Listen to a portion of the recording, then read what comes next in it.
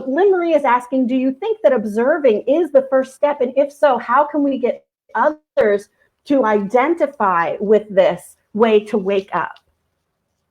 So what do you think? I want to hear what you have to say on it first, to be honest.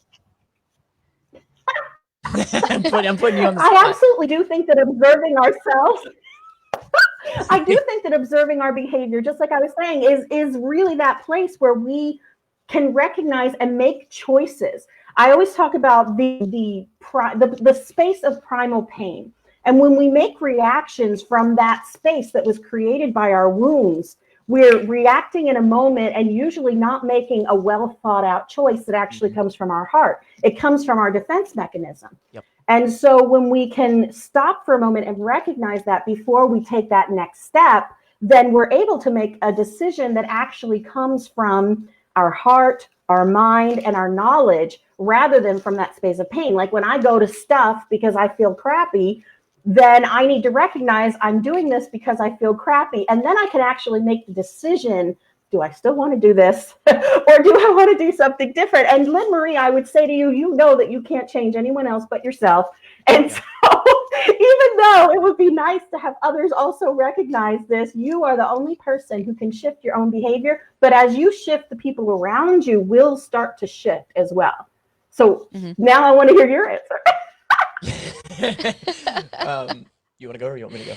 Yeah. So what I've learned, because I've always struggled with anxiety, even when I didn't realize it at all, I thought it was just how everyone operated because that's all I had ever known.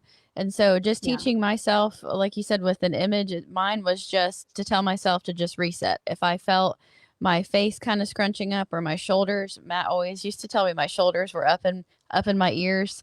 Yep.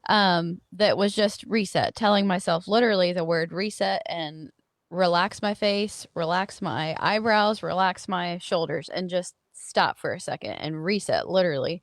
And that really helped just stop that spinning out of control because of what someone else was doing, realizing that there's a separation there of I don't have to always just be reacting, that I'm in control of the situation as well from my perspective. And then starting at the end of the day, really, how I like to end my day is just reevaluating how I did during the day.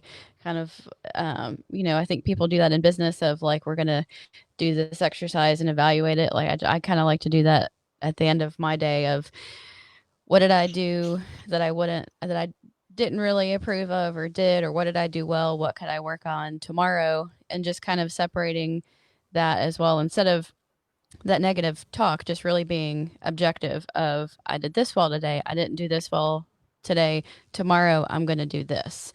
And kind of separating that from the negative self-talk and it being me, separating it out and how would I talk to someone else? Because you don't, at least I don't talk to other people like I tend to talk to myself. Yeah.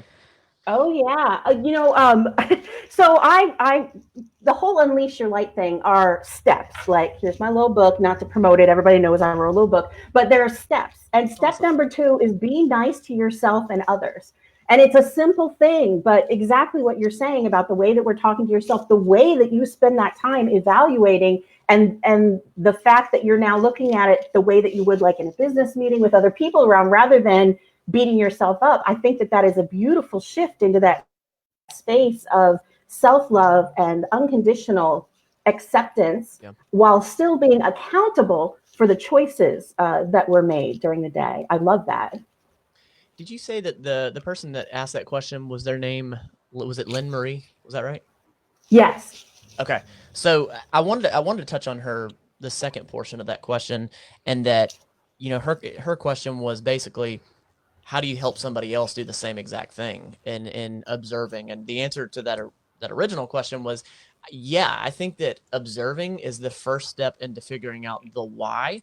And again, for me, the why is always the big thing for me. Why am I behaving this way? Why am I doing this? Why am I eating this? Why is this happening? So observing that it is happening and then figuring out the why behind it. Yes. So very good point that you brought up, Lynn Marie. But secondly, you asked, how do you get somebody else to do the same thing to start observing?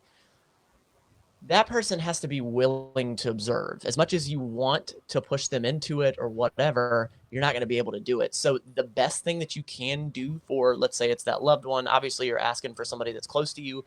The best thing you can do is be that example.